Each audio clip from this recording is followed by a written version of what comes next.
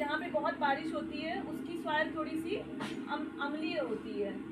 और जैसे आपका ये सलाइन सॉइल हो गया, क्षारीय हो गया, एल्कलाइन सॉइल हो गया, जिसका वो स्केल जो है 7.5 से ज़्यादा होगा तो वो क्षारीय होगा, 7.5 से कम होगा तो अम्लीय होगा।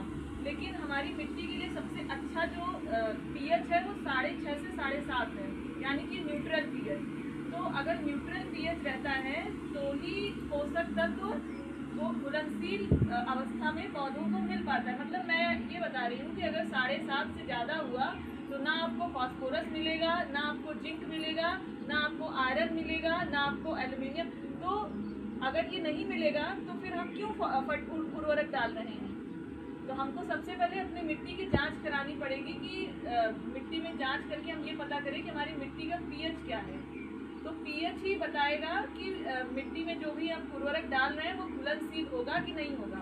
ठीक है, 7.5 से ऊपर होगी पीएच तो चाहे जितना आप फास्फोरस डाल लीजिए वो कैल्शियम के साथ मिलके कैल्शियम फॉस्फेट बना देगा, एल्युमिनियम के साथ मिलके एल्युमिनियम फॉस्फेट बना देगा, तो ये अघुलनशील हो जाएगा। 7.5 से कम होगा पीएच तो चाहे जितना आप कैल्शियम डाल लीजिए, नाइट्रोजन डाल दीजिए, ये अघुलनशील हो जाएगा। तो जो बीच का पीएच है 6.5 से 7.5, तो ये हमें कैसे पता चलेगा?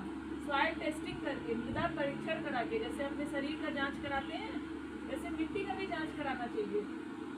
संतुलित उर्वरक तो हम करें प्रयोग, लेकिन हमें ये तो पता चले कि हम जो डाल रहे हैं तो उसका रिस्पॉन्स क्यों नहीं आ रहा है। और दूसरी चीज़ ऑर्गेनिक कार्बन, जो हमारे मिट्टी में जैविक कार्बन होता है वो बहुत महत्वपूर्ण होता है। क्यों होता है? क्योंकि जो भी सूक्ष्म जीव है, जैसे जैविक कार्बन ज़्यादा होगा तो मिट्टी में जो छोटे छोटे से हमारे पेट में बैक्टीरिया होता है खाने को पचाता है, वैसे मिट्टी में भी सूक्ष्म जीव होता है। इसमें जो भी आप डालिए उसको सड़ा के अपघटन करके उसको छोटे छोटे पार्ट में, मतलब ऐसे उसमें कन्वर्ट कर देगा जिससे वो घुल जाए, पौधों को मिल जाए सरल भाषा में। तो जब ऑर्गेनिक कार्बन ज़्यादा होगा, हमारे मिट्टी में जो है ऑर्गेनिक कार्बन आपको पता है कितना कम है? बहुत कम है, लो है, 0.5% से भी कम है, मतलब 0.5 से भी कम है। 0.5 से 0.75 मीडियम होता है और 0.75 से ज़्यादा हाई होता है। तो सोचिए एकदम निम्न स्तर है हमारे मिट्टी के ऑर्गेनिक कार्बन का।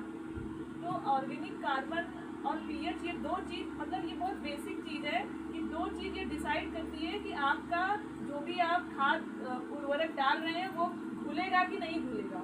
तो सबसे पहले तो हम जड़ पे जाके अपनी मिट्टी का, आपको क्या करना है, मिट्टी का मृदा परीक्षण कराना है और अपने टेस्टिंग, और उसमें ऑर्गेनिक कार्बन भी आ जाता है, और उसमें ये देखना है कि जैविक कार्बन, जैविक पदार्थ कितना है।